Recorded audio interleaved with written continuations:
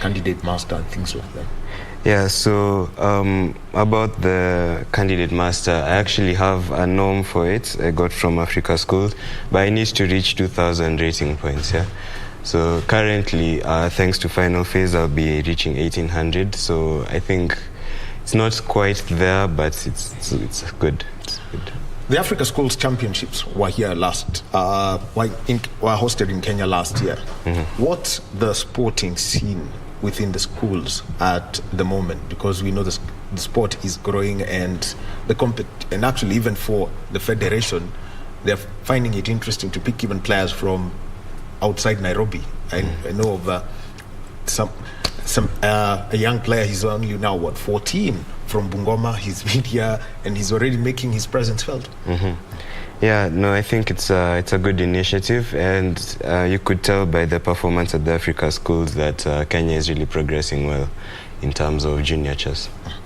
Well, and Bernard, let me come to you. And putting it out, the team that's been selected from the qualifiers for the Chess Olympiad, the women's team, we've got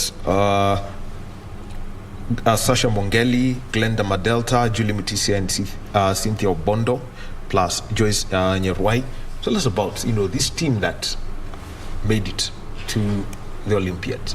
Yeah, this is actually a team of our strongest ladies. Each lady in that team have a story. Joyce Nyerwai have been the national champion twice. Sasha have just come from the 2018 Olympiad as one of the best in Africa. And she have worked her way to also become the national champion last year. Mm-hmm. When you look at Madelta is a world champion.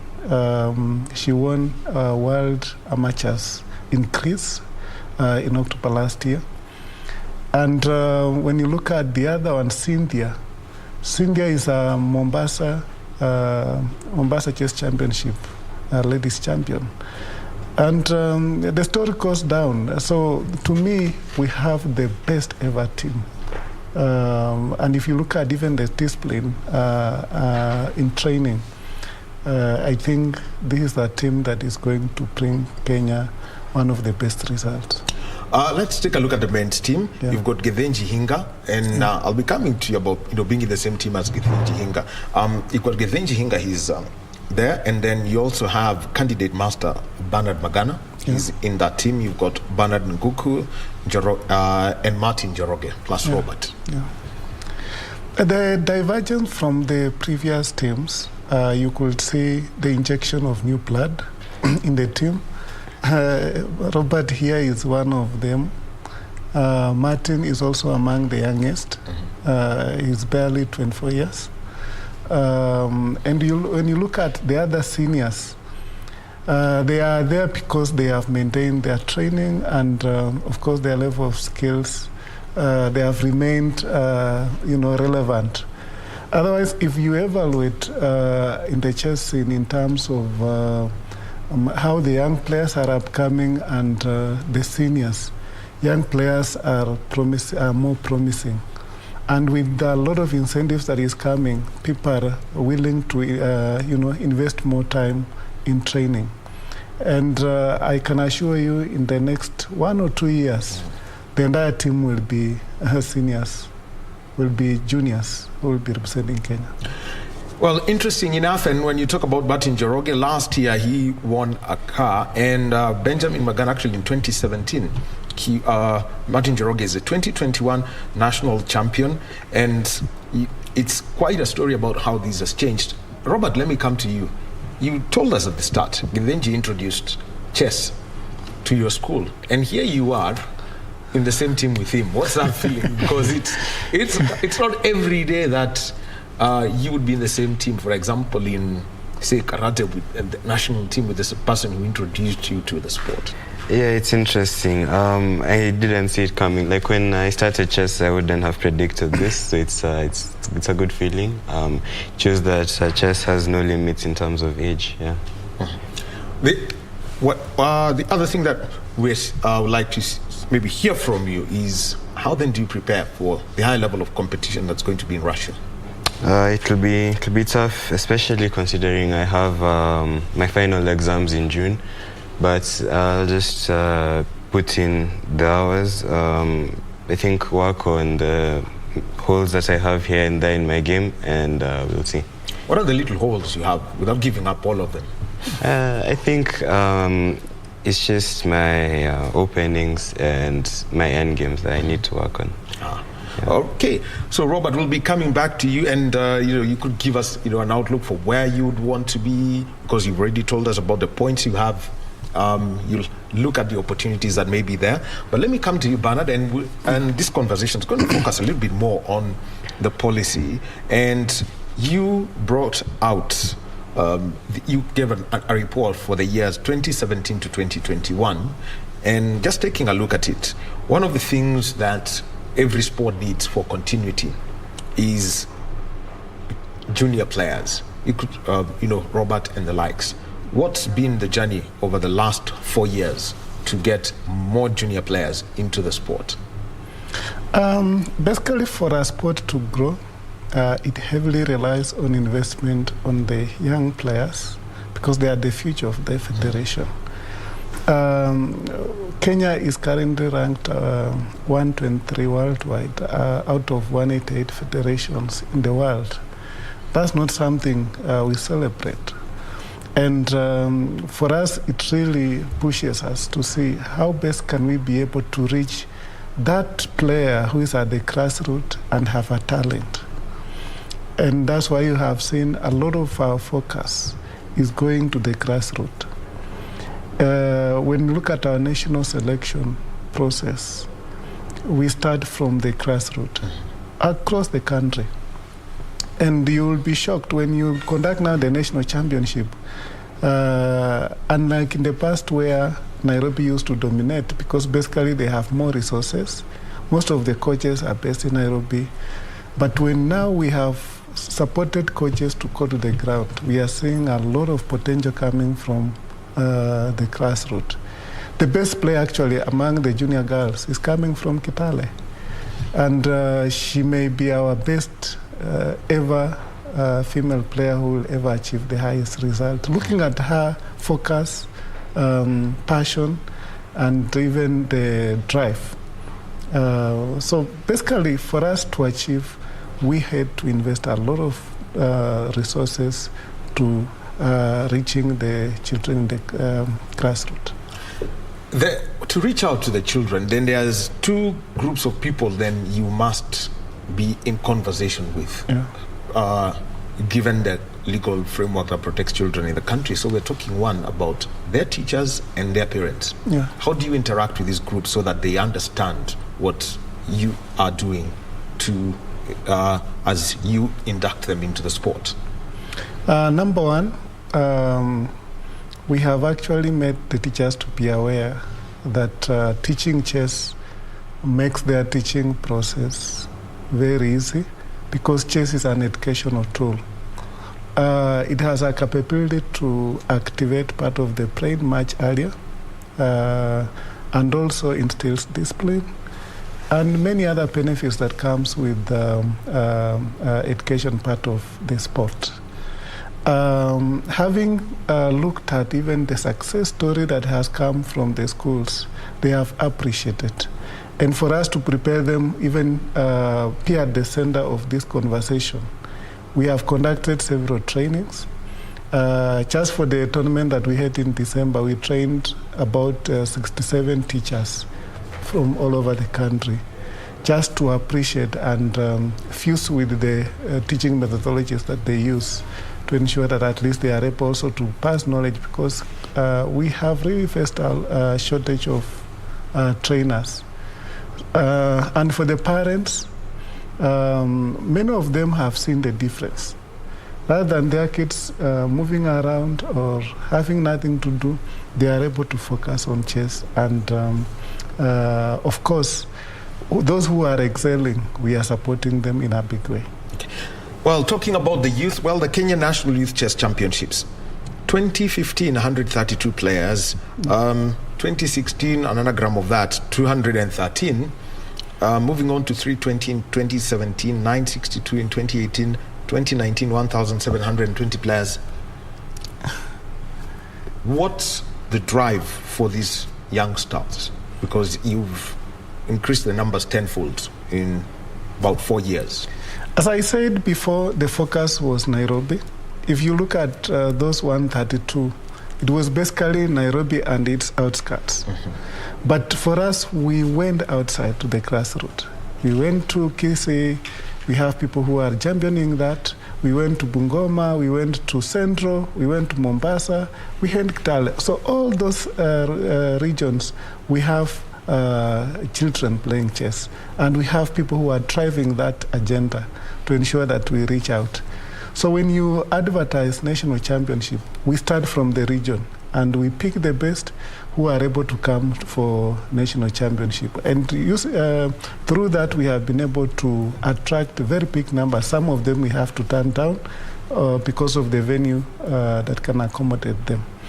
And also lastly, in terms of turn up, we normally try also to even put our venues outside Nairobi.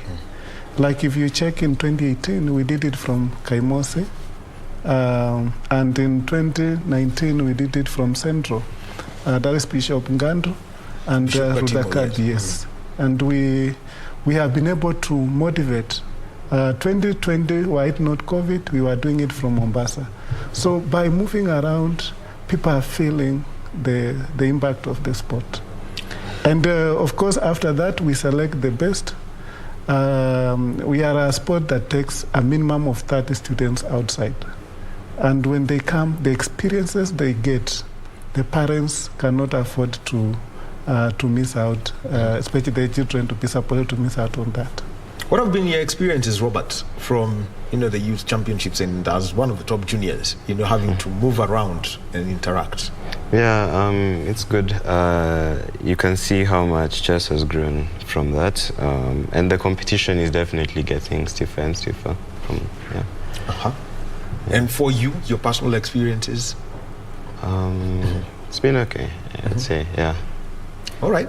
Well, just relax and open up and tell the stories. The other one is the focus on the coaches. Yeah. That I would like because it's one sport where you actually have you actually can't bring in somebody from outside of that ecosystem. Someone must be within the playing system for them to become a coach. How are you working on this? Again, for you as a sport to grow, it's very important you have high-level trainers who can be able to move the children from one level to another. Of course, many of them they are able to train at basic level.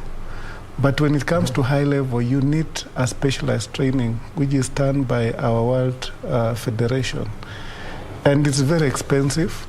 So what we have done is we have been taking out the cost involved in training the coaches to ensure that those who are willing and participating in training, they have that specialized, because that knowledge is passed to the children. Because our goal is to produce the strongest players, and we can't do that without trainers. And that's why you can see for the last 2 years we have achieved about 80 trainers. Out of 80, about 50 are full-time. They do nothing but just training kids, either in schools or individuals. All the programs that a parent or a school would want to be undertaken, we have coaches who are able to do that. Getting and for you to have a coach, what's the minimum, for example, point ranking that you'd like them to have to coach at the different levels of chess? We have levels. We accommodate everyone. When you are introducing chess to a child, you don't need a very high rated. You need just basic, and those are the most that we need, so that they can be able to introduce to the masses. Then now when you move to the middle, now you look at the ratings. Chess ratings start from 1,000 to 2,800, 2,800. Our highest rated is 21, 2,100. So it means, again, even if we want to have the best, we don't have those who can be able to take our players to higher rated that we want. So we normally allow for the national team, at least you are rated 1800 and above, so that you are able to give the highest rated. But going forward, we are also looking forward to engage external coaches who are much higher rated to ensure to help us, our upcoming young players to move to the next level, because the one we have in Kenya can only train up to a certain level. Mm-hmm. Yeah. Arbiters. Yeah. This is basically the referees in the sport, to use a common word. Yeah. What's been done to make sure that you have got the right arbiters? Because, for example, I saw, when was it last year? There was the Rapids. Yeah. And that requires, given that it's a 10-minute game, you need the arbiters to be on high alert, know what's going on. Yeah. And you also have got the national championships, which, can take some time if you have a Karpov scenario. Yeah. How are you developing them? Yeah, because of the competition, it has become very important for us to ensure that the quality of the tournaments that we run are they match the world standard. And for us to do that, we had to ensure that also our arbiters have exposure. Everyone who have been getting an opportunity to get the titles, we have been sending them out to go and get experience and learn and bring the best practices to Kenya. Looking at the numbers that we have, for example, 1,900 participants, you really need very many arbiters for you to run such a tournament, because a tournament of kids like 100, you need like 10 arbiters, because every kid will be raising the hand. So if you don't have very qualified arbiters, first of all, the parents and coaches will have a lot of disputes if you are not knowledgeable to handle those issues. So that training part is very, very important, and we can only get it by exposing them out and also giving them refresher training more often. Robert here at the beginning said it's competition that really matters. Let's talk about the exposure that Chess Kenya has given for international competitions, and what the stories have been. Starting, I think, if I go back, Sasha Mongeli, when she won, she was Sports Personality of the Month. I think she was still in university then. You now have got a world champion, and there was also the Africa Schools champion, where there was a perfect 9 score coming in. Yeah. Well, one thing, my brother, that I can tell you is the hardest job for an administrator of sports in Kenya is actually getting sponsorship. We have talent, but getting sponsorship to take children out has been a very big problem. But I have to thank Dr. Amin Mohammed when she came on board, and the formation of Sports Fund. It has been very helpful, because most of our requests now, as long as you have given a calendar and you are able to convince them the value addition they are able to support, we have been able to send quite a number of players out. We have also sponsors who have been really helpful. Like in 2018, KCB Bank gave us about 3.6 million to take the team to Georgia. That just says a lot about the trust that sponsors are developing towards chess. And with the support, I'm sure chess is coming to be one of the biggest sports.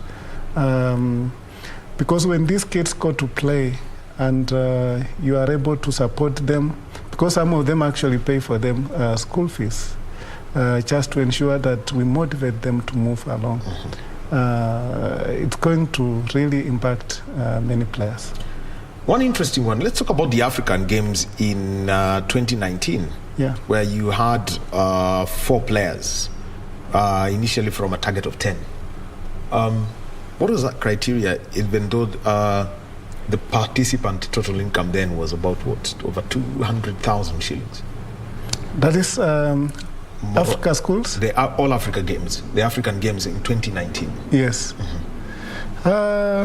We actually targeted more, but Africa Games, chess has not been very consistent in terms of attendance, because it is actually a discretion of the host to include chess in their conduct. So because of the numbers that the host has limited, we only had a few of them who were able to participate. But the impact was very big. I think Kenyan participation was felt. And of course, we had very good feedback from the ministry in terms of our performance. Now, Robert, let me come to you. There is a format of chess that is known as the Rapids. And there was one, I think last year, the World and the Cadets in August.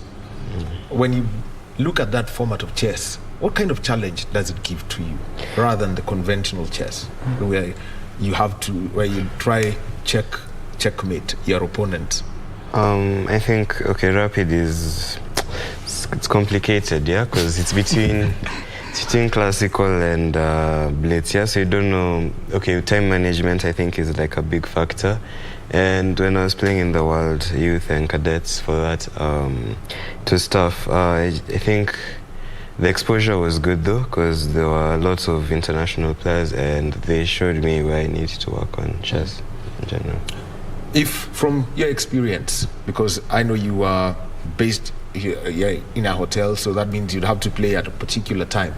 What was your experience? Because, I mean, you mentioned earlier that playing online really isn't your thing. Yeah. But what was it like now having to play online? I mean, it was okay. I guess I had to, but yeah, it was fine. Although there were a few issues with the internet here and there, but it was good in general. Well, internet outages, I mean, that does happen.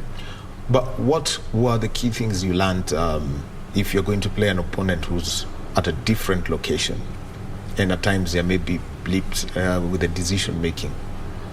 I don't think it matters that much, especially because it's online, so it doesn't. Yeah.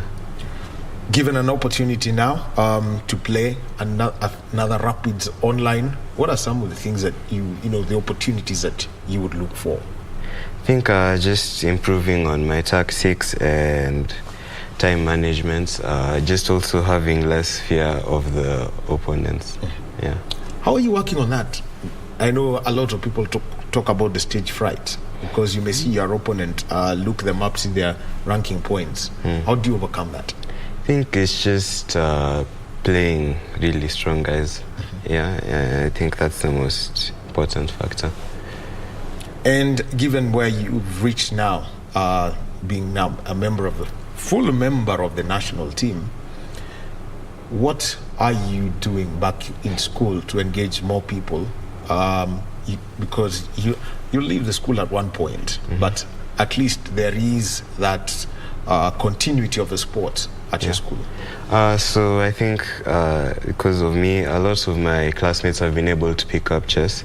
So like I'd say about 6 or 7 of them, and even one of them came to the regional championships that was happening this last weekend, and they managed to qualify. So I think I've managed to make a bit of an impact in terms of chess in school, and I think it should still remain after I leave. Yeah. No, it definitely has to remain. And also now, for those, if you're asked to reach out, what are some of the little fears that people need to move away from, get out of them about the sport? It's at times people will say this is for the very clever, the nerdy and all that.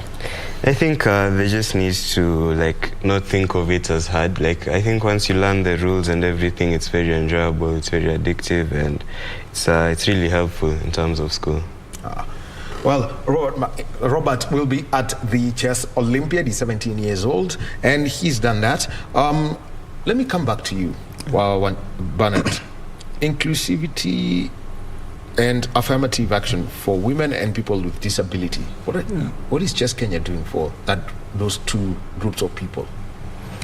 Currently in the society, statistics shows that there is a lot of discrimination in sports towards people living with disability. And of course, women are also not given equal opportunity towards chess development. It's a challenge that we live in it. If you look at the number of players who showed up during national championship, like if you go by the last statistics, you'll get about 150 in the men's section and only 40 in the ladies. But when you come to the junior section, you get women, girls are more than boys. So that disconnect is what we want to address, to see how can we be able to sustain girls and women in chess so that at least they continue supporting. If you look at the national team, it is virtually true that all the strongest ladies who are there are no longer there. So how do we sustain them to ensure that they remain in chess? People living with disability is also a segment that we are very passionate. In 2018, we started their championship specifically, and it has grown. It really makes me happy to see a player who cannot play any other sport, but he enjoys chess. And sometimes I'm called and told, this guy eats chess, wakes up, play chess. He just loves the sport because he doesn't need a lot to do. So we have done 2 championships, and if you look at the numbers, we are very impressed that also they have embraced it. We also introduced chess for the blind. I hope one day you will bring me one so that you can see how they are able to play.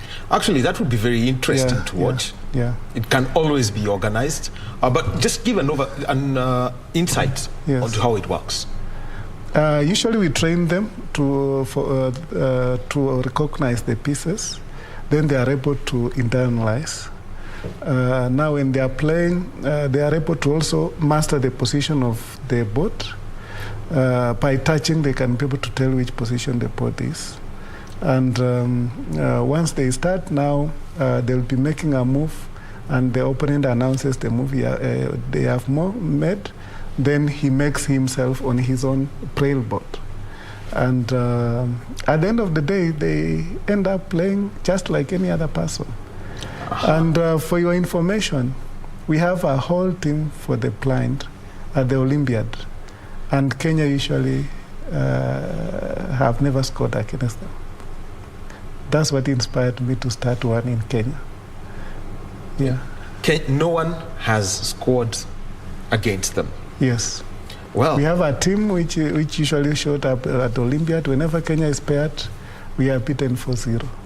Yeah, so it tells you their levels, their skill level, if they are able to understand the game.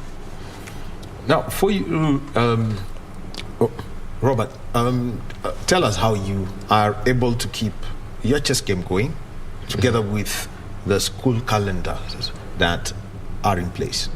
Yeah, so normally I try to finish all my homework and I try and study before I do any chess. So on weekdays I try and do between 1 and 2 hours. A day? A day, yeah.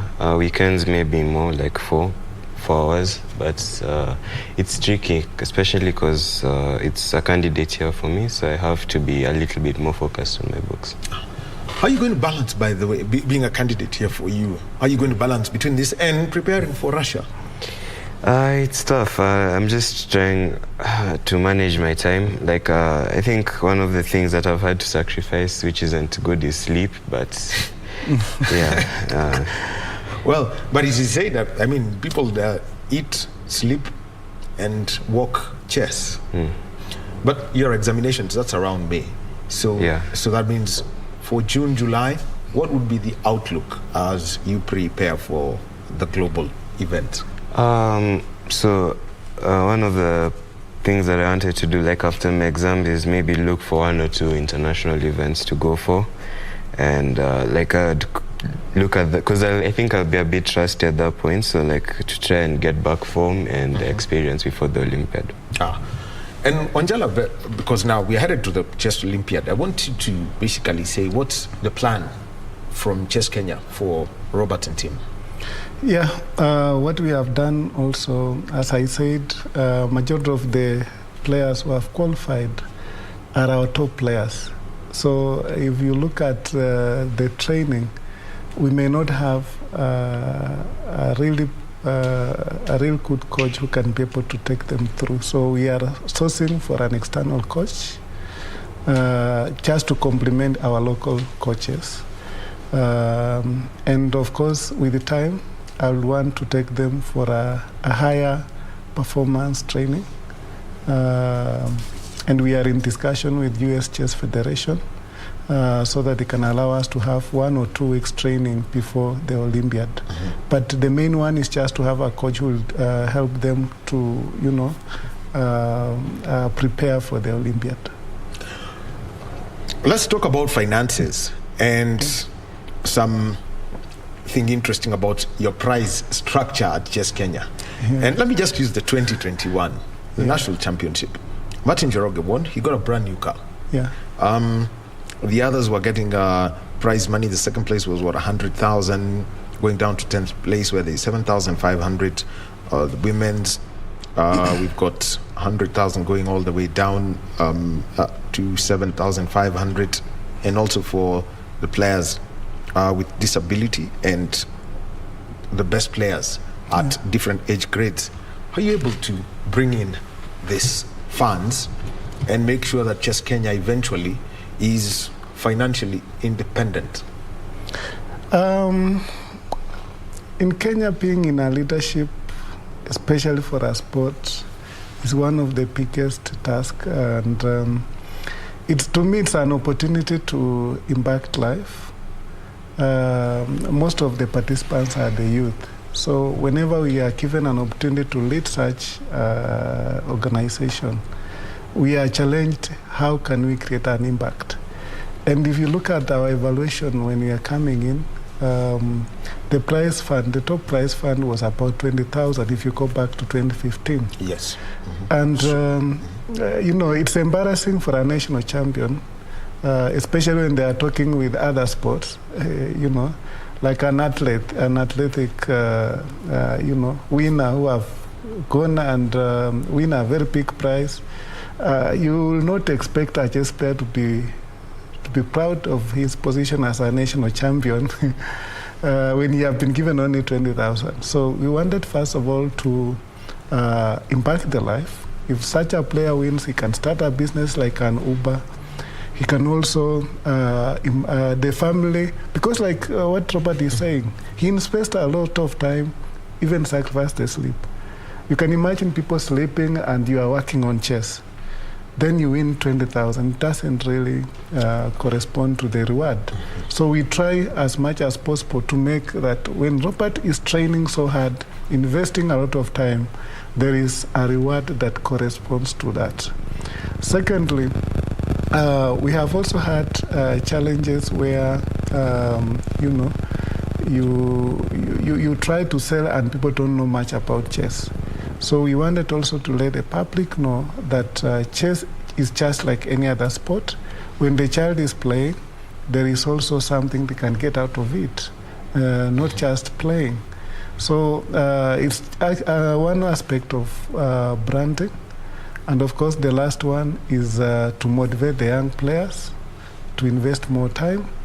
When they are looking at what is happening at a higher level, they are able to work hard also to be like Martin, who won the car. So it has 3-pronged reason why we do that. Something else that I picked up from this report that you gave is that you are able to clear the debt with the global body FIDE. Yeah.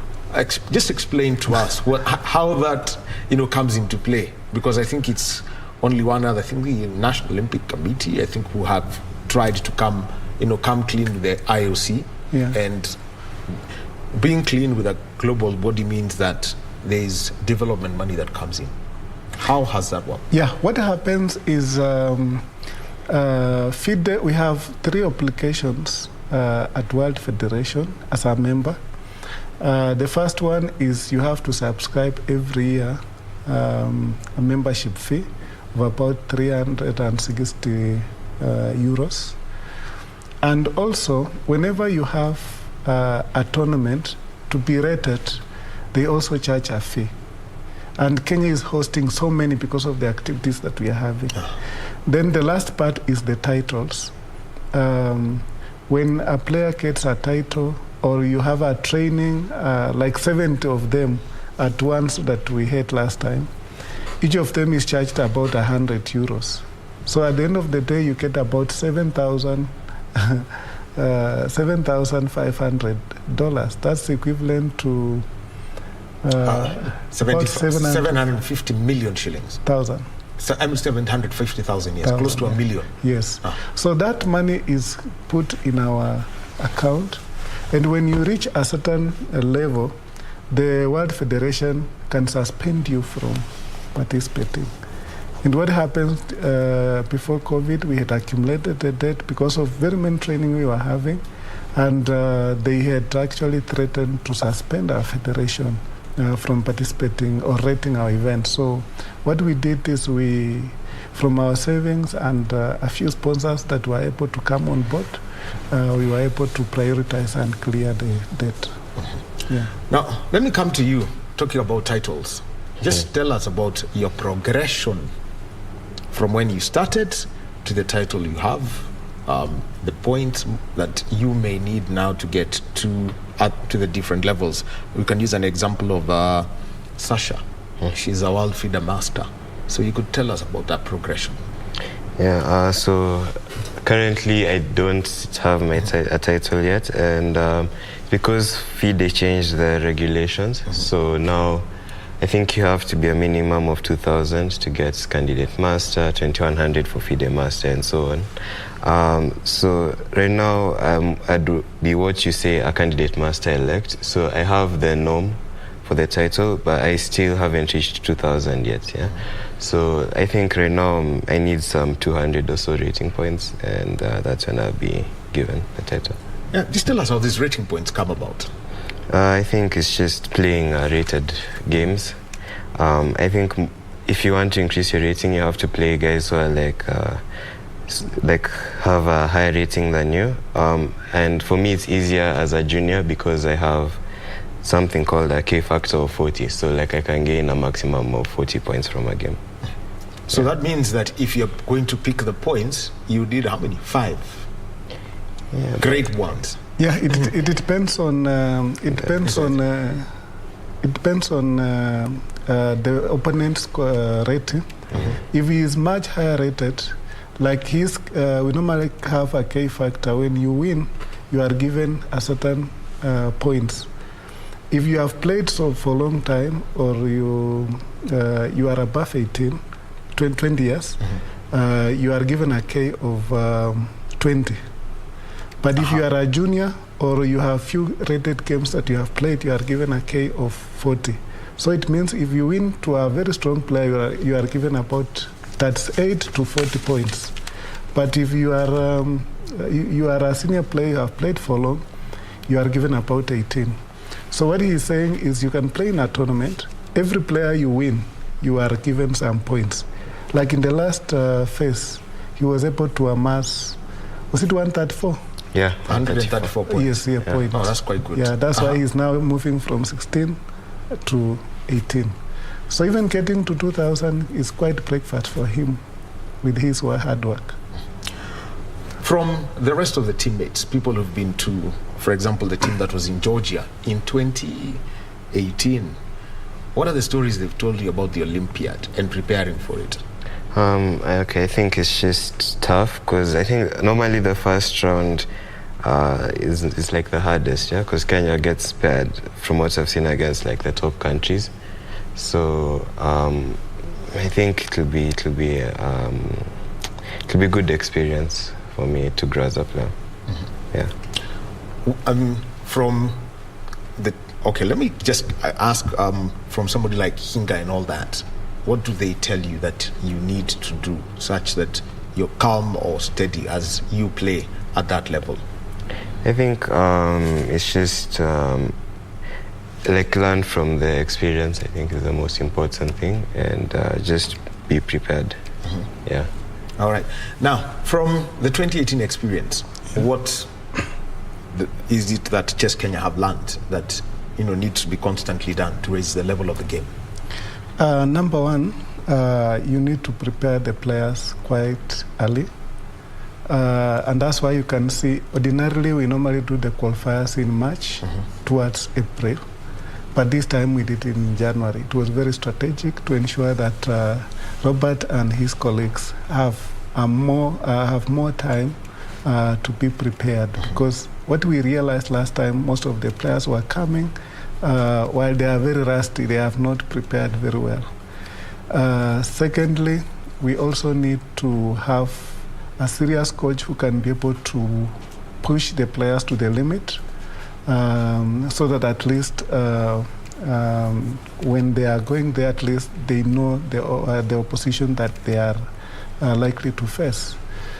Yeah, and of course the last one is motivation. You have to come up with programs and resources that is able to make them motivated. If someone, for example, is doing other course, he is able to prioritize chess as opposed to other activities. Yeah. Now, Robert, if I was to talk about some of the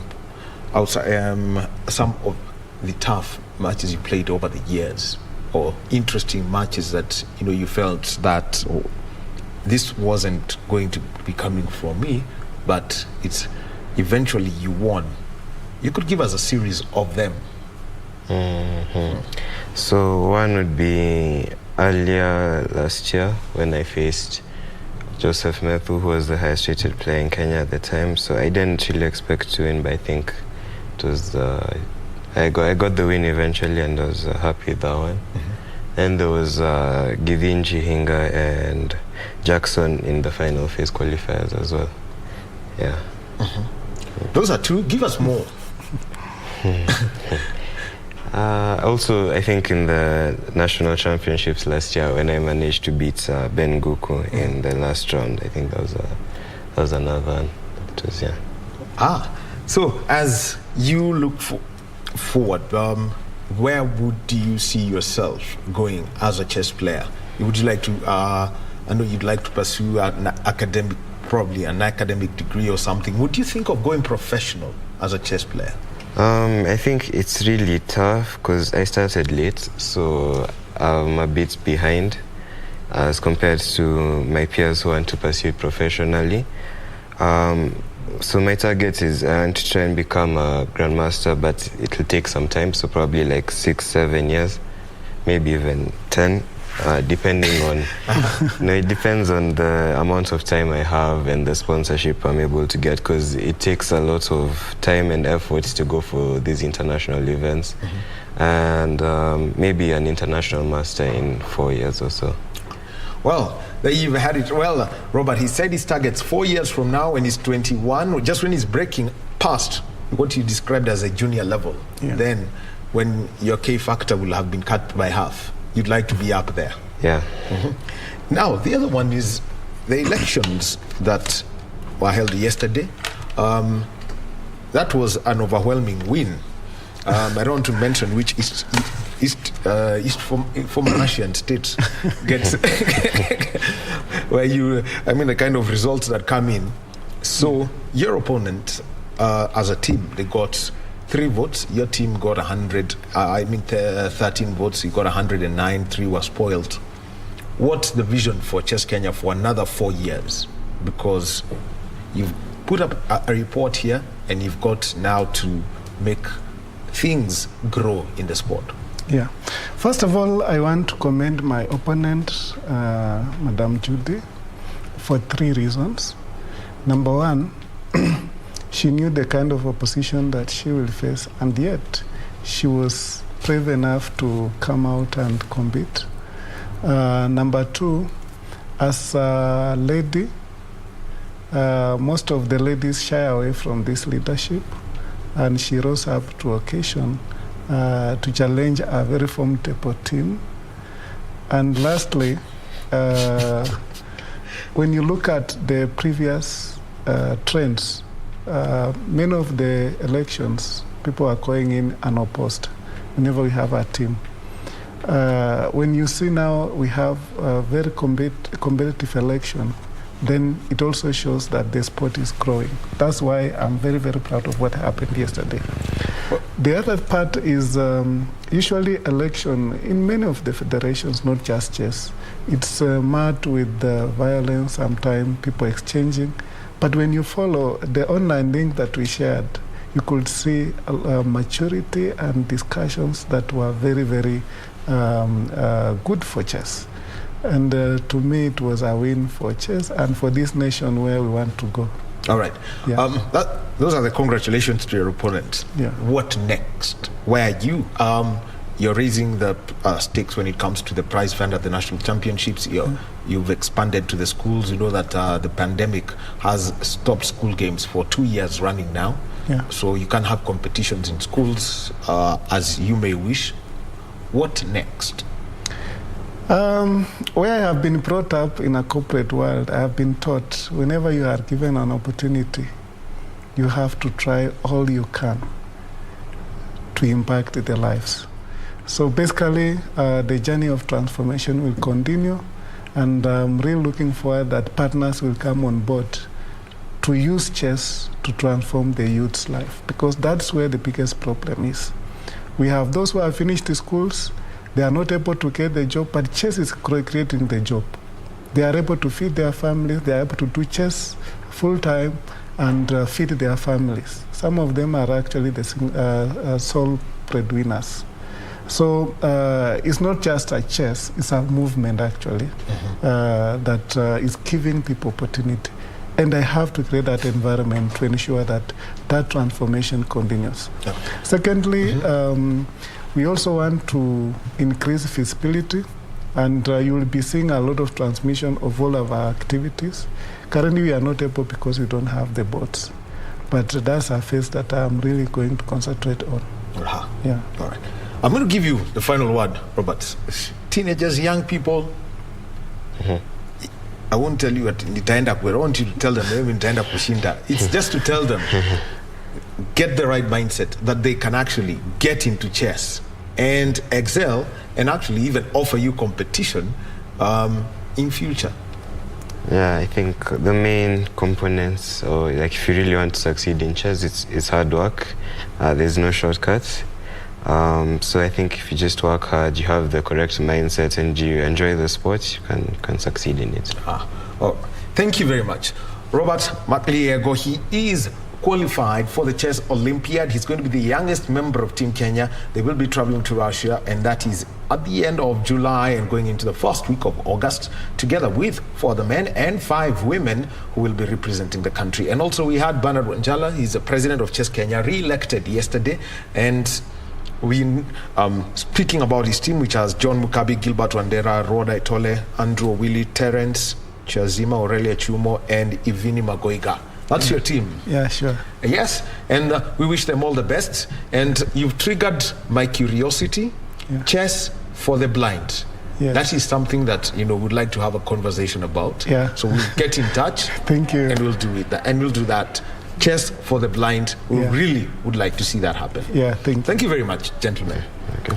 Thank you. We've been having a conversation about chess with Bernard Wanjala, who is the president of Chess Kenya, and Robert Matliego, who is going up to the Olympiad. We shall be taking a little break, and when we come back, what about a competition where people are not talking about who's at the top of the table, but rather who's at the bottom of the table? Those are conversations that normally don't exist in this country. We'll be getting to that with Michael Kwambo at the end of this breather.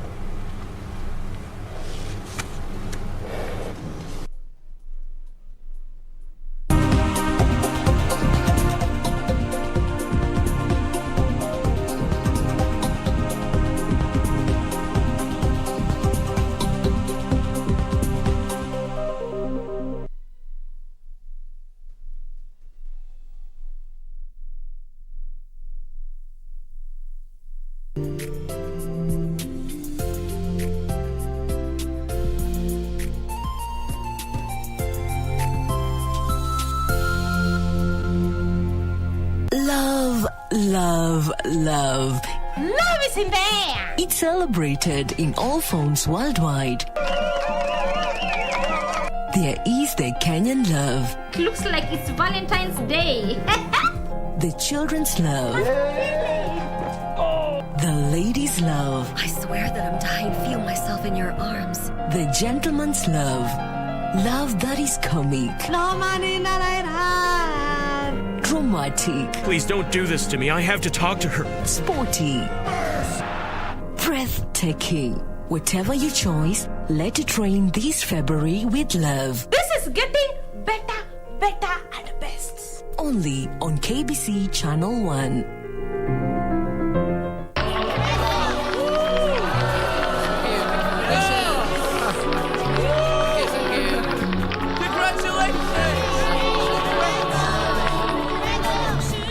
You're gonna marry Pinky? What about me?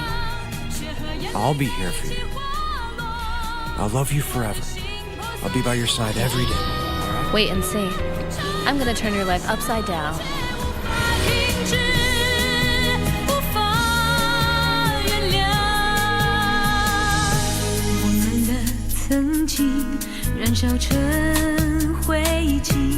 Mundos divididos por una sombra de traición. I won't! I am not accepting it, and I will most certainly not stay quiet about it. Please, Grandma. Lying. Alonso, can we talk? I'm not interested in talking. I'm going to do everything in my power so that I can break up this forced engagement. I won't allow my grandson to suffer like his mother did. And I promise you they won't. Promise that not only will I give you back your dream, but that I will also be a really big part of it. Lying heart. Fue sembrando el veneno y la ambición entre dos.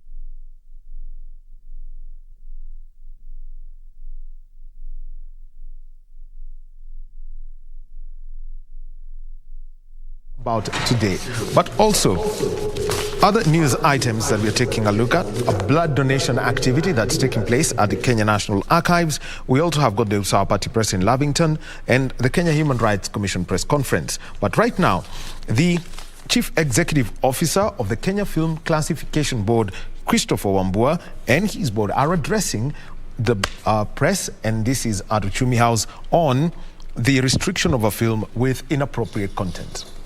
Sobriety and virtue, and that society holds in very high regard.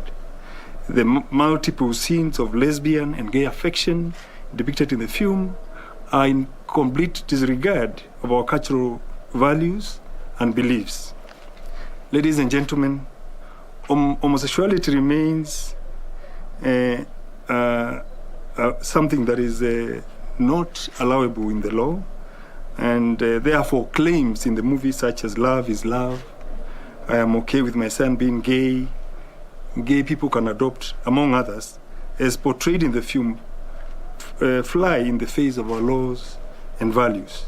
According to Article 45 of the Kenyan Constitution, marriage is defined as a union between persons of the opposite sex. Sections 162, 163, and 165 of the Penal Code criminalizes homosexual behavior. The film in question, therefore, overtly disregards our laws, constitution, and sensibilities as a people. Moreover, the film tries to directly influence the viewer into believing that homosexuality is a normal way of life. This is clearly evident by use of symbolic colors that are associated with LGBT plus as displayed towards the end of the film. The film also petitions society to embrace homosexuality as a group of homosexuals stages a march to advocate their rights. as one of the scenes in the movie. Ladies and gentlemen, while this film is acceptable in its country of origin, India, the board has rated it as restricted in Kenya, as it propagates a worldview that is in dissonance with our constitution, culture, values, and norms, and as content that could easily expose vulnerable members of society who are consumers to perversion. On this score, any film or broadcast content appearing to legalize, advocate, normalize, or glorify the act contravenes the laws of the land. The film is therefore unacceptable and an affront to our culture and identity as a people. While adults have a right to choose what they consume within the parameters of the law, children and other vulnerable segments of society are at the risk of being corrupted by content of this nature. On account of the aforecited reasons, on this 14th day of February 2022, the board hereby pronounces the 147-minute gay-themed film But I Do as restricted. For avoidance of doubt, restricted in this case means that it is prohibited from exhibition, distribution, possession, or broadcast within the Republic of Kenya. In light of the foregoing, the board further wishes to state as follows. 1, we have noted an increase in audiovisual content that seeks to promote and normalize gay themes and ideologies contrary to our national laws, beliefs, and norms. In this regard, the board will not allow such content to either be broadcast or exhibited within our borders. Number 2, any attempt to exhibit, distribute, broadcast, or possess the restricted film or any other restricted films within the Republic of Kenya shall be met with the full force of the law. On this account, we appeal to registered cinema operators across the country to ensure that the said film does not exhibit. Number 3, the board remains vigilant to ensure that films exhibited in Kenya promote our cultural values, including preserving the institution of the family. 4, local and international filmmakers wishing to create audiovisual content are reminded to strictly adhere to the provisions of the Films and Stage Plays Act by acquiring film licenses as well as submitting their content for examination and classification for age suitability before public exhibition. And 5th, we call upon parents, guardians, and caregivers to remain vigilant and to monitor what their children are watching on TV and other broadcast channels and to guide them appropriately. Ladies and gentlemen, on a different note, but still within our mandate, the board has noted a worrying trend where audiovisual content bordering on political incitement and hate speech is being produced, uploaded, and peddled on social media platforms in blatant breach of the provisions of Articles 33 and 34 of the Constitution of Kenya and KFCB's film classification guidelines. In this regard, content creators are reminded to strictly adhere to the provisions of the Film Stage Plays Act and other laws. It is worth noting that in the past 1 month, the board has flagged down audiovisual content on hate speech and reported the same to relevant government and private sector organizations for appropriate action. The board shall remain vigilant in monitoring film and broadcast content shared on social media platforms and other broadcast channels in line with our regulatory mandate. The board also remains committed to closely working with the relevant government and private sector agencies to execute its regulatory mandate, especially in the electioneering period.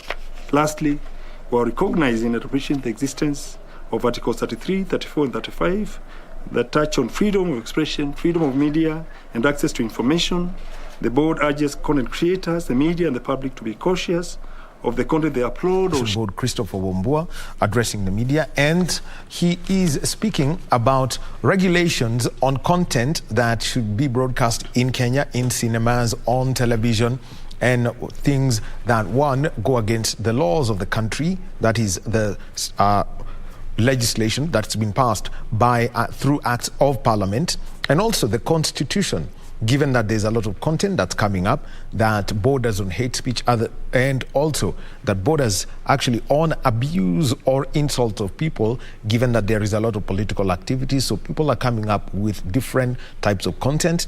The Kenya Film Classification Board CEO, Mr. Wambua, has said that they will not tolerate that, and people will have to take responsibility for airing content that is contrary to the law.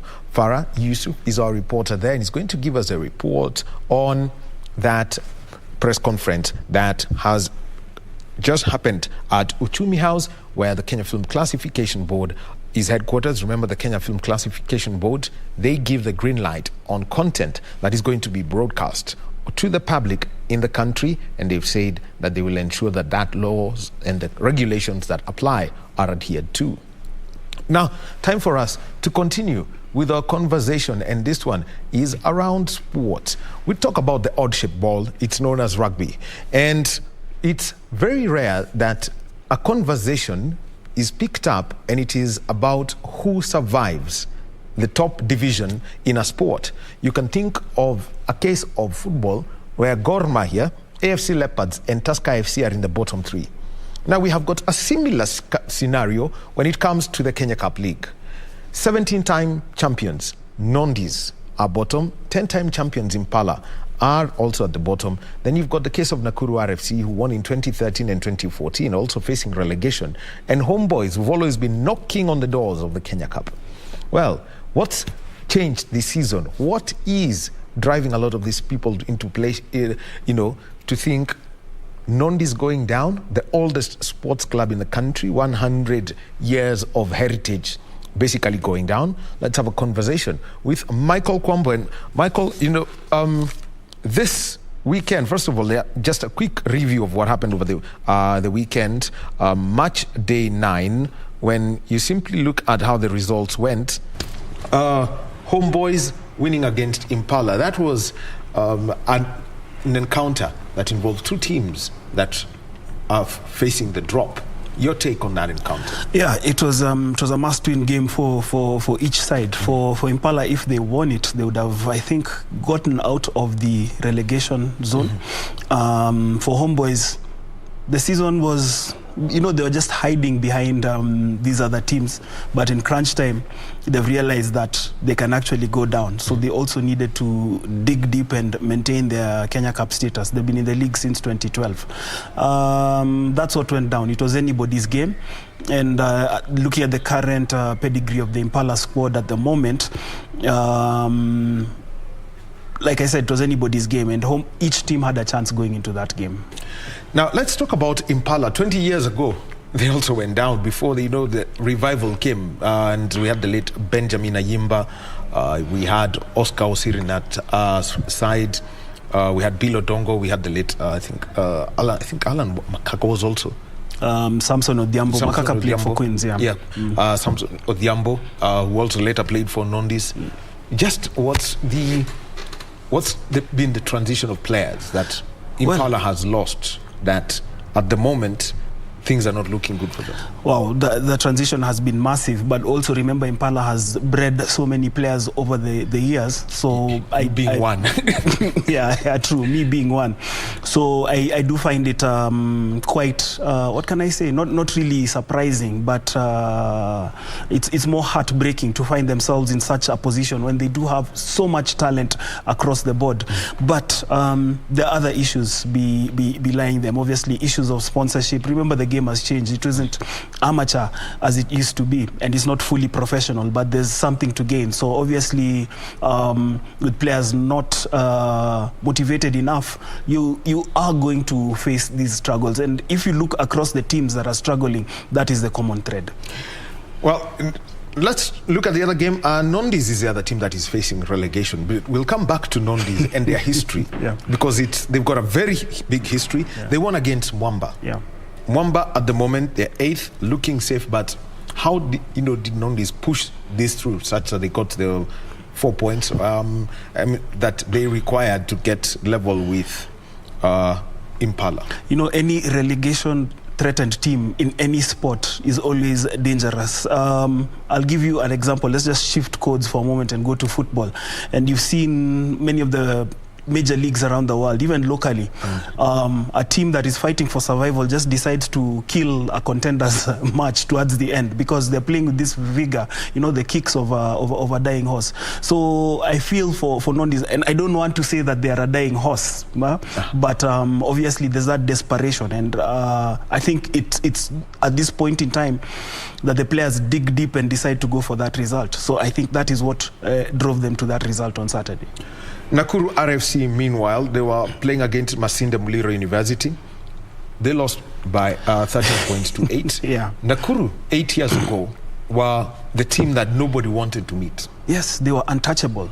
In the Kenya Cup, in the Enterprise Cup, they were quite a decent side in the 7th circuit. But it was driven by one thing: solid sponsorships. They've got good structures at the ground. They do have a very neat age grade system. Nakuru rarely signs players from outside. If you look at it, most of their players have been homegrown. But with the loss of the sponsorship over the past few years, the decline was always going to be noticeable. Obviously, with the entry also of Menengai Oilers, who now take away the chunk of the sponsorship from Menengai Group, who are the key sponsors of Nakuru, this was bound to happen.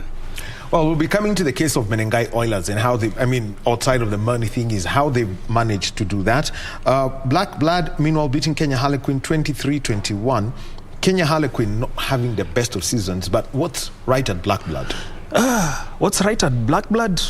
They are perennial relegation escape artists. They know how to play. They know how to play this end of the season. They know that we are surviving the Kenya Cup for one more season, and this is what we have to do. So there's just something that this is a very difficult time to play Black Blood. They do know when to survive. I'd liken them to a championship side, but only that they're not contending for a cup. They're contending for their status to remain in the top league. Another because I know we'll be coming back to Masinde Muliro University. Menengai Oilers played against KCB 23-18. It was that close. It was expected. Menengai Oilers has been a decent side whenever they played against KCB. They've given them some hard games. There's been games where KCB has put them to the sword. Coming into this particular game, it was always expected. There's a good project going on under Gibson Weru, and we can see the fruits. They may not achieve their targets this year in terms of the Kenya Cup and the title, but in the next 3-4 years, definitely expect them to be lifting that title. Top of the table, Kabras. Straight winners over Strathmore-Leos. 32-3. Expected. That was without a doubt. It was expected. So now let's talk about some teams basically mentioned to you first. Strathmore-Leos, they may have lost to Kabras. It was expected. But what has been behind the revival of this side? That they were finalists 8 years ago, and here they are now, lying fourth on the Kenya Cup table after having gone down and having to rise from the ashes. Yeah, well, for the Strathmore-Leos, what has worked for them is their recruitment policies. They first of all went in and got Louis Kisia, who handled the team during the championship. The current players also are players who majority have been recruited by Kisia. And then remember the school's policy of giving scholarships, not necessarily full scholarships, but partial ones. It is also helping. So you're able to retain a squad of players for 4 years. But the core of the squad is able to stay. And with good sponsorship as well from the Strathmore University, we can see what is making them tick. Well, another university side, fifth on the table, Masinde Muliro University. Youngest, the team with the shortest stint in the Kenya Cup, but already they're saying that, apart from maybe Kabras and KCB, everyone else should be afraid of them. Yeah, definitely. They play very direct rugby. There's no shortcuts as to how they play rugby. They also have a good program similar to that of the Strathmore-Leos, so they're able to retain their players. The fact that they're able to keep their players in a town that has Kabras Sugar tells you something. And then also just the determination. Remember, we saw the shift in schools rugby move to Western and Nyanza many years ago. I believe it's also shifting in terms of club. And they are a team that will be here to stay if that support continues to come from the Masinde Muliro University. When you look at the brand coming up from the championship and getting into the Kenya Cup, how how much opportunity for growth is there through their coaching system and the fact that every 3 or so years you'll have a brand new outfit? Wow, the gulfs. There's a huge gulf between the championship and the Kenya Cup. It's a massive gulf, because even if you look at the quality of players, the quality of coaching, it is massive. And unless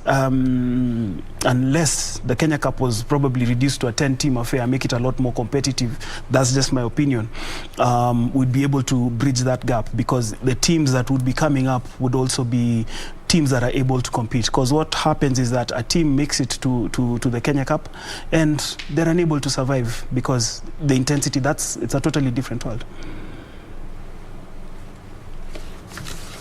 All right, Michael, we'll be coming back to you, and we'll be talking about Menengai Oilers, the Nakuru system, and how it works, and find out what really makes it tick.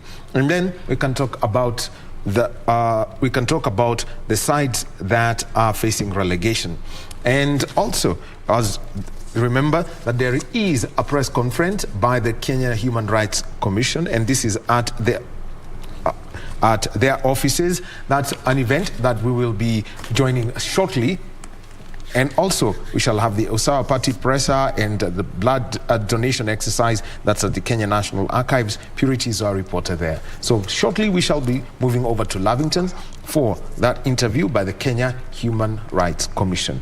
Well, Michael, let's continue now. And I want to bring up the story of Nondis, 17-time winners, and Kenya's oldest sports club. Just give the background and the kind of conversations that people are having. And I think it was picked up 2 or 3 weekends ago, when everyone realized, hey, something's unusual is about to happen here. Yeah. Well, Nondis, like you said, founded in 1923. They'll be celebrating 100 years in 2023. Okay, let me just interrupt you, okay, Michael. Yeah. All right. So we'll be getting to that story of Nondis, 99 years on, the Red Lion as it is known. But what's the story of 100 years that they would like to tell? But before that, let's move over to the Kenya Human Rights Commission press conference.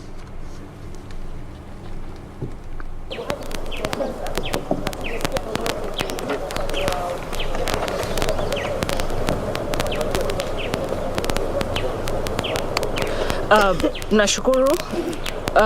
Tunataka kuwahakikishia wazazi kote nchini na wazazi walioathirika na hili janga kuwa mashirika yasiyo ya kiserikali tumeshikana pamoja na tuko tayari kuwasaidia mpaka mwisho. Na vile umesema, huenda jitihada zetu mpaka mahali tumefikia hazijafua dafu vile, tunatarajia kuwa tusiposaidika katika Wizara ya Elimu na Polisi, tutaenda mahakamani kuhakikisha kuwa haki za mtoto huyu aliyenajisiwa shuleni zimetimizwa. Na Wizara ya Elimu mpaka sasa haijazungumza lolote kuhusu hili jambo, na tunatumai kuwa ujumbe utamfikia waziri Profesa Magoha, na ajitokeze mwenyewe na ashurutishe hili jambo ili lisiweze kuonekana tena mara nyingine katika mashule yetu. Yes. I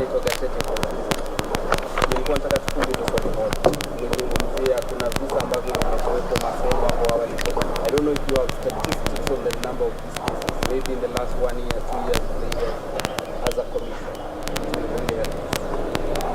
Cases you have received of No, at this point we can't say that we have conclusive data, but we can undertake to provide. But you believe it is a national problem? It is a national problem. Yes, it is. Because this is not the first time it's being highlighted. It's been highlighted over and over before. And yes, it's a national problem.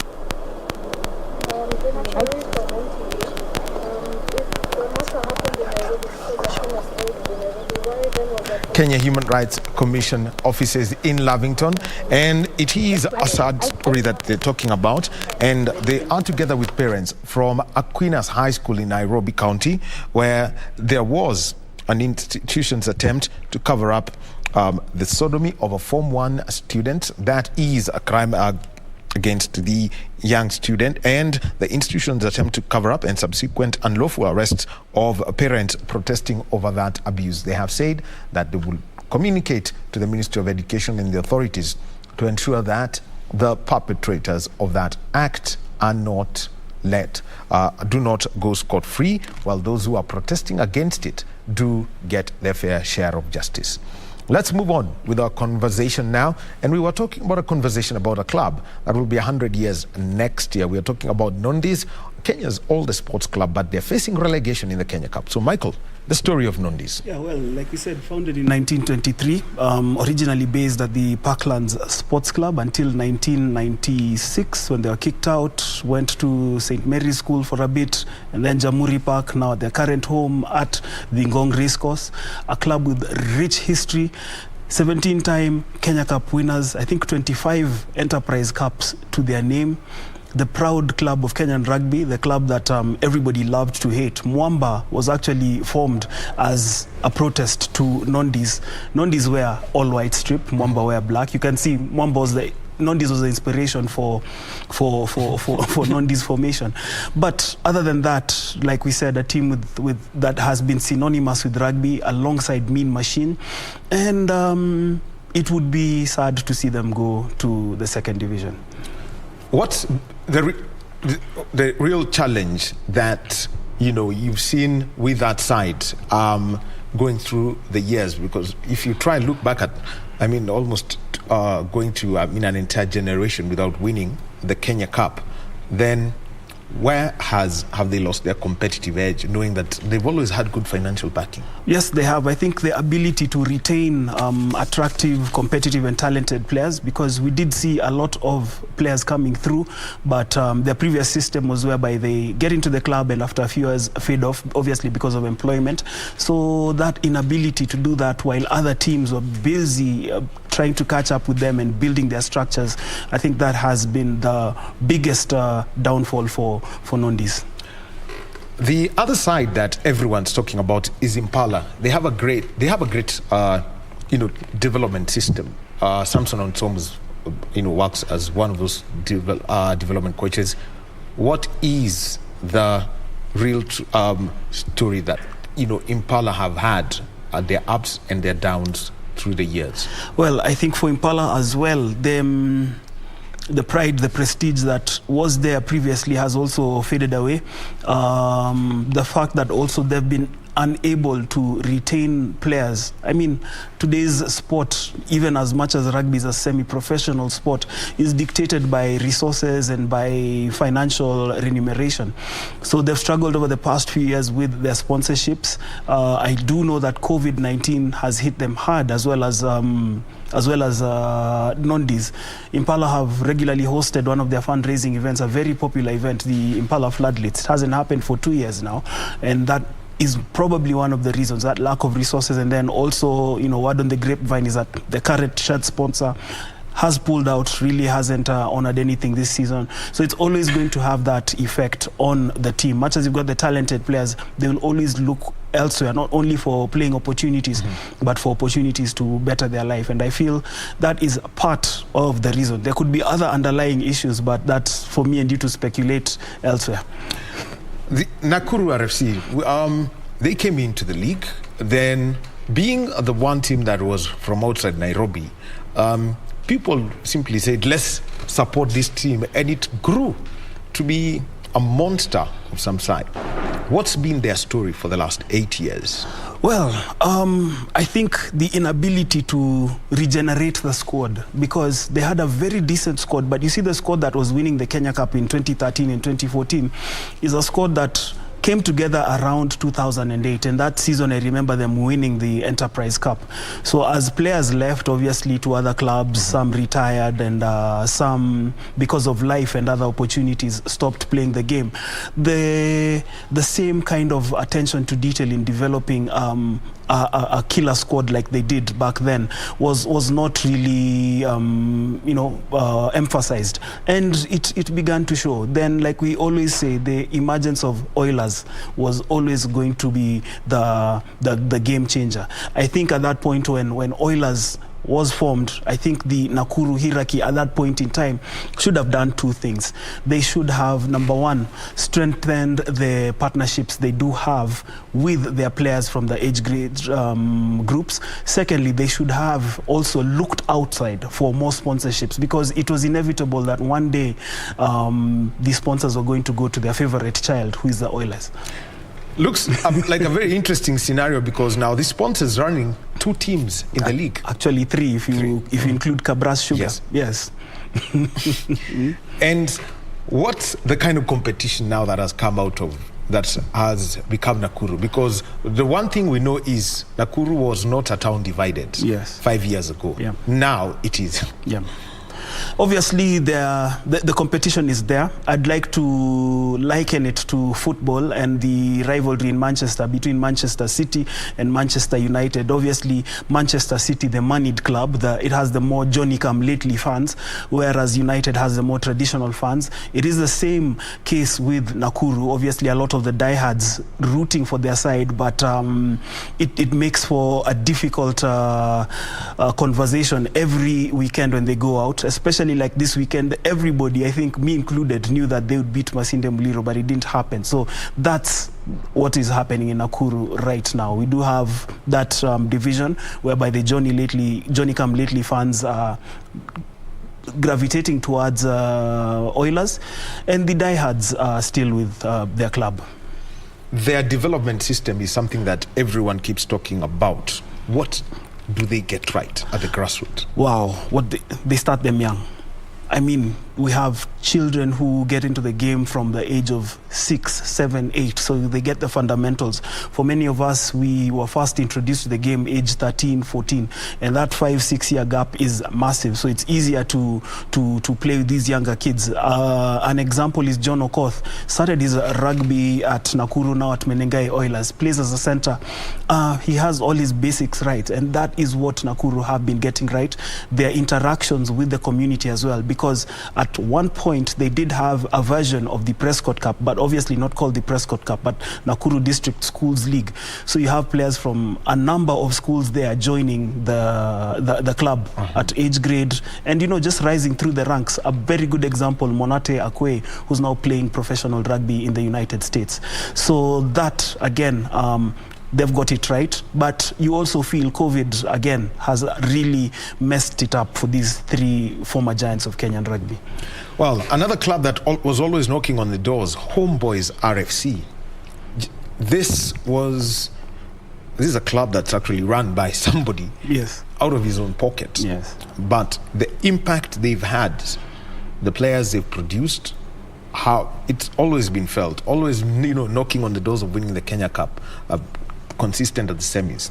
What's been the challenge over the last 2 years? Well, funding as well. We even saw them opt not to participate in the 2021 Kenya Cup League. Remember, that one was optional because there was no relegation.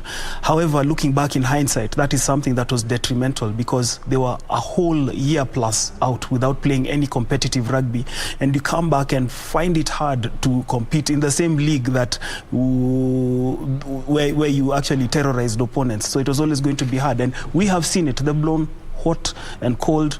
They have players who have the talent, but the rust has really messed them up this season, and unfortunately there's relegation. Well, talk about relegation. One side that is proper mid-table at the moment is Kenya Harlequin. They had been on a slump, but what's happening right now at the club? Well, actually, there's a revival of sorts at Kenya Harlequin. They're beginning to get their systems right. They've probably also brought in the right coach. They do have a very young squad as well, peppered with the experience here and there with the likes of Viden Agero, Patrice Agunda, who's back from retirement, and you do feel that if they work together for 2-3 seasons, if they keep their discipline as well, they could be back to where they were always, never written off challenging for any title in the country. The other aspect that we need to talk about is quite a number of draws that have been recorded. KCB have won, Nakuru have won, Black Blood have 2. It's funny that you mentioned Black Blood because they have been the protagonist in those draws. Against KCB, the game wasn't played because the KCB bus got stuck on the Black Blood pitch. And since the calendar is tight, those 2 things. Either the game be forfeited, but KCB agreed to share the points. However, KCB parked the bus. They parked the bus but we know what happens with black cotton soil. Yes, yes, there's that. However, Black Blood went to Nakuru a few weeks ago. Another game we also expected, it was 50-50, but being Nakuru, expected them to pull off, even if it was a 1-point win. When the results came back, it was 10-10. Yeah, that's been Black Blood for you. Yeah. Well, Black Blood is Kenyatta University, and there's a little story about that. The name Kenyatta University and its impact on the spread of the game. Yes, yes. The great rugby legends, the likes of Michael Tanko Tieno, Max Muniafu, they studied at the Kenyatta University, did various courses, mostly education and related courses, and upon their graduation were posted to outposts outside of Nairobi, and they planted the seeds for rugby under the Damu Pevu program. Yeah, which is actually the direct translation of Black Blood.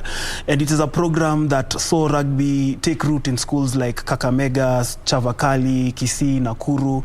And they were also the people who lobbied Ambassador Dennis Awori to have rugby included as a 15s competition at the first, not at the first, but at the 1990 Kenya Secondary Schools Championships.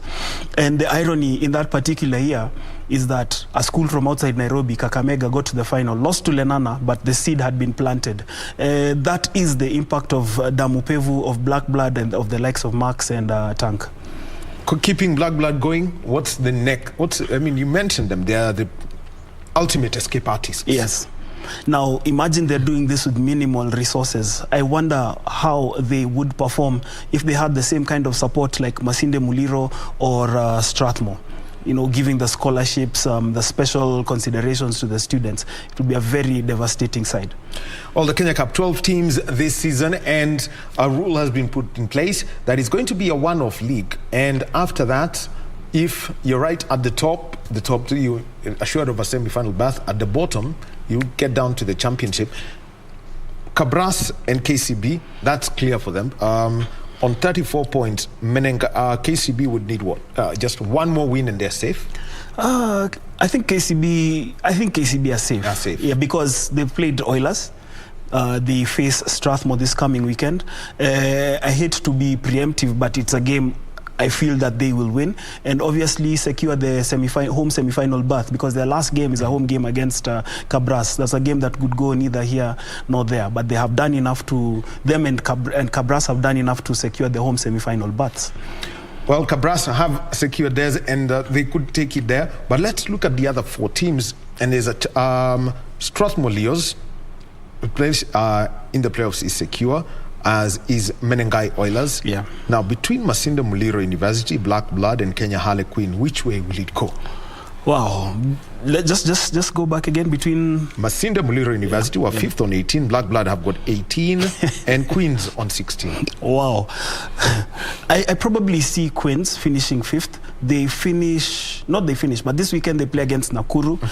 Wow. And that makes... We still have to talk about the bottom part of the table, because they play against Nakuru, and should they win, it compounds life for Nakuru as well. But for Queens... Actually, that's the strange thing about this Kenya Cup. We're talking about the bottom of the table more than the top. Yeah, but you see, it's like the bottom starts from number 5. Yeah. So, I mean, I feel Queens will probably finish 5th based on the fixtures that they have left. Yeah, match day 10 for Kenya Harlequin is against Nakuru RFC. Kenyatta University Black Blood, they're playing against Menengai Oilers. Yeah. What are their prospects? Because this is one of the fixtures that could get them safely to the playoffs. For the Oilers, I believe the Oilers are in. Yes, they're in. I do believe that they will take nothing against. They'll take no chances against Black Blood, because we said it's a very plucky side. So either hit them hard or they will upset you. Well, the other one is that it's going to be played. Strathmore playing against KCB. Strathmore on 29 points. They've got their playoff berth secured as one of the 2 what would they call it, quarter-finalists. Yes. But you've mentioned that, it's going to be a tough one for Strasbourg. Masinde Muliro University against Mwamba. Wow, that's another very open game. Because again, Mwamba, Jekyll and Hyde performances, when you expect them to win, they're not winning. And then suddenly they pull out 3 wins in a row. Then go ahead and lose to Nondis. So you don't know how they're going to play against Masinde Muliro in Kakamega. And Kakamega has been a bit of a good hunting ground for Mwamba. In previous years, they've actually pulled off upsets against Kabras Sugar when Kabras was at its strongest. So another... Can't tell. Well, the final match, Nondis versus Impala. Wow. Again, it's the bottom. Yes, it's the bottom. That it's do or die. It's do or die. So you lose that game and see you in the championship next season playing against University of Eldoret Trojans, northern suburbs, difficult terrain out there. So I'm sure these teams will be looking to survive in the Kenya Cup. And Mwamba have a history of being one of the easiest sides now to, come through for people who come out of high school. How's that program going, and what's the outlook for the next 2 or 3 years for Mwamba? Well, for Kevin Wambua, and his outlook is to obviously produce players who will be able to compete, help them challenge for trophies in both 15s and 7s. He continues to do that. He continues to give young players a lot of chances. That is his outlook, and it also comes from his experience. He's coached at Daystar University. He's also coached Laser Hill to success in the nationals in 7s and 15s. So that is his philosophy. The big question for Mwamba, however, is do they have the resources to retain those players? Because you probably play for 2-3 seasons, you catch the eye, and obviously when you get your call-ups to the national team, the ambition to win also locally comes, and you'd obviously want to go to a place that meets your ambition. Well, there you have it. And your overall outlook on a one-off Kenya Cup season, what does it mean for the game? First of all, I think it's very competitive, it's very sharp, and I think it's something that should be retained, because every game is like a final. So what it does is actually gives competitive edge to each and every fixture that is played throughout the 11 weeks of the league phase. That's what it does for the game. I think players are showing up at their sharpest right from game 1 to the last round of the round-robin fixtures. Well, eventually the finale, is it going to be the same suspects, Kabras and KCB? Yes, without a doubt, without a shadow of doubt, it will be the same suspects. But where the trophy will go, that's between the two sides. Well, the conversation now that I would like to have is the build-up towards the Rugby World Cup qualifiers. What's been something that Paul Odera has looked for, some common style of play for players who are in the Kenya Cup League, such that when they are called up eventually, then there's going to be a lot of activity, there's going to be a little activity on trying to get some basics or structure right. Is there a uniformity coming in at the moment? Wow, there was a uniformity, but however, with now training being hampered, it is difficult to hang on that memory. So I think we have to go back to square one and build that harmony, build that uniformity. Your outlook for the Rugby World Cup qualifiers, because it starts with a big one. Yeah. Kenya versus Uganda. Yeah, that's always a big game. Kenya obviously has the edge, and this is without even me speaking as a Kenyan, just in terms of the pedigree. Yes, Uganda have pulled off the rabbits in the hat once in a while, but I think the Kenya side, given their performances at the Stellenbosch Challenge in November, will be too good for Uganda. The question is now, from the semi-final and beyond, how are they able to navigate that? What's been the story of teams like, Madagascar, also at times, Tunisia pulling off their A game occasionally? Then you've got the old story of Namibia. Where does Kenya really fall? Where does Kenya really fall? I think Kenya is above Tunisia and Madagascar, but below Namibia. For obvious reasons. Namibia have a lot of expatriates playing the game. They look at people with citizenship and relations with the country, whereas for Kenya, we look at a lot of our homegrown players. Namibia also has like another branch of players based in South Africa, playing in whatever kind of league. So already that quality of competition is always going to be above Kenya. Yeah. Zimbabwe, where would you put the Sables? Zimbabwe, I think Zimbabwe, we are peers when it comes to 15s. We've actually caught up with them. It's a team that anytime we take onto the pitch, it's no longer like it was back in the day. It's a result that will, it could swing either way. So that's where I'd put them. And also, very soon in April, outside of that, there's the Africa Cup Sevens that's coming up. Wow, there's a lot of activity coming up in April. Not only the Africa Cup, but yes, there's the Africa Cup Sevens in Kampala, I think on the 23rd and 24th. Sevens rugby is evolving. The likes of Namibia, the likes of Uganda have already begun their preparations. Kenya cannot afford to be complacent. Take your strongest team, get them to qualify for the Rugby World Cup Sevens, plain and simple. And the whole story is then what's the balancing act that's got to come, given that there's the World Series and the Africa Cup Sevens. We almost have a scenario like Akli had, where you've got the Cup of Nations and Egypt are in the final, but at the same time you're short of 6 players. Indeed. I want to qualify. If I want to qualify for the Rugby World Cup Sevens, the World Seven Series, I think it's a league at the end of the day. We can always redeem ourselves. We can avoid relegation. You miss your opportunity to qualify for the Rugby World Cup Sevens, you wait for another 4 years. Do we want to do that after having qualified consecutively from 2001? No, I think that is, for me, it's something key. It's something that we should do. Well, the activities around rugby, but there is one tournament that's come up, and it is known as the Women's Kenya Cup. Previously, we had the Women's Rugby Festival, usually in 10-a-side, the 15s format. How has it changed the women's game in the country? Well, the 15s format is exposing the women to the kind of competition they'll expect internationally. It is changing the game because there's a lot more emphasis in terms of skill. It's no longer about just playing for fun. You're playing for points. You're playing for a title at the end of the season.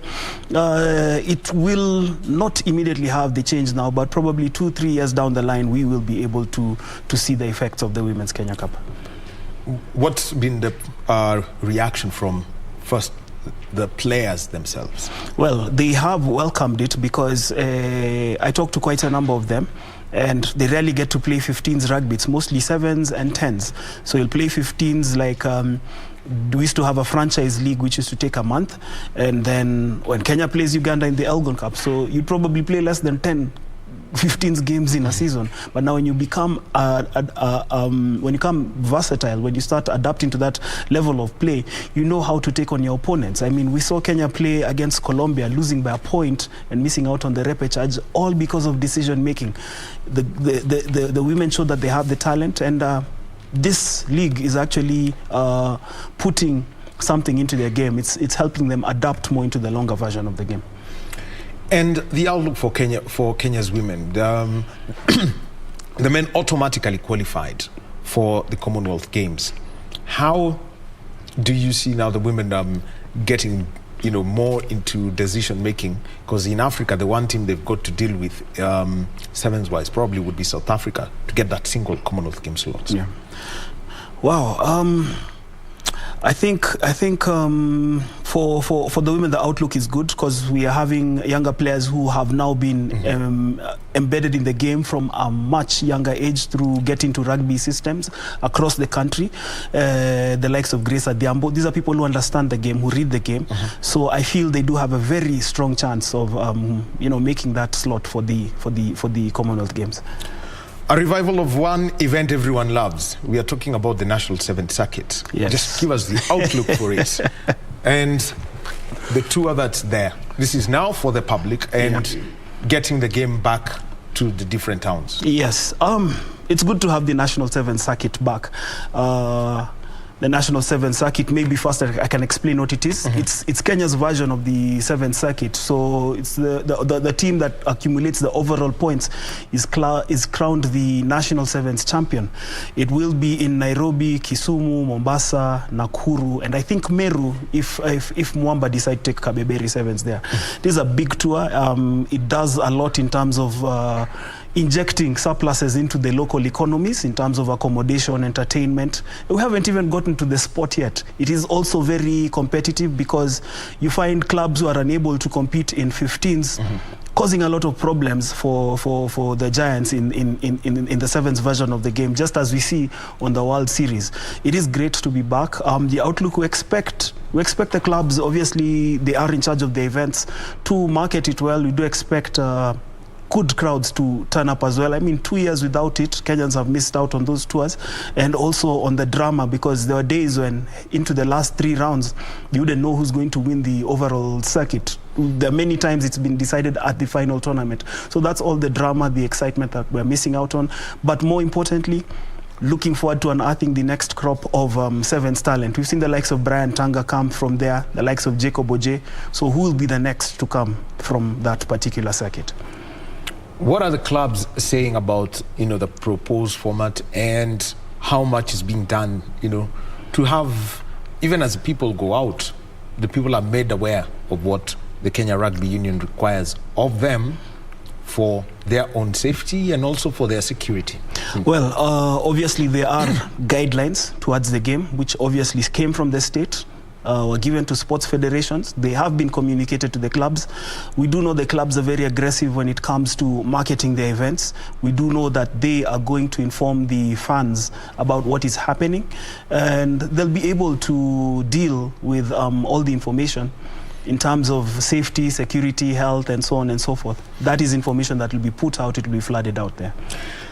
Well, Michael Kwambo, you are giving us, your thoughts about the rugby scene in the country, and also, the Kenya Cup, the women's game, the last, very, very last one, the overall performance of Kenya in Spain, and over 2 legs where at one, they finished, yes, on the lower half of the table, but it was 2 levels of performance. Yeah, it was 2 levels of performance. You just feel they're yet to engage that gear. This is a team that has so much potential.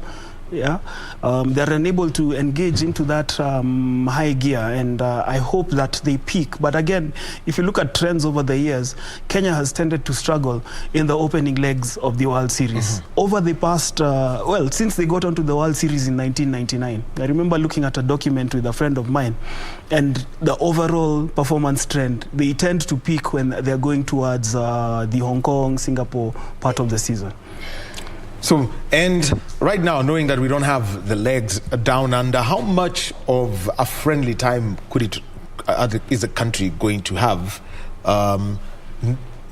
especially when it comes to time zone adaptation?